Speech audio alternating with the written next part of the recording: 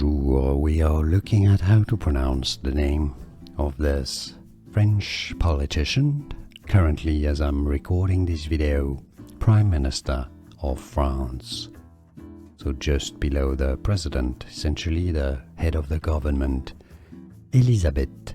Élisabeth is how you say Elizabeth in French, Élisabeth. TH is pronounced like a T. Borne, Borne.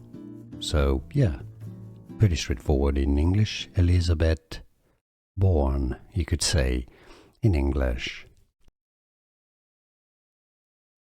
Bonjour, we are looking at how to pronounce the name of this French politician, currently as I'm recording this video, Prime Minister of France.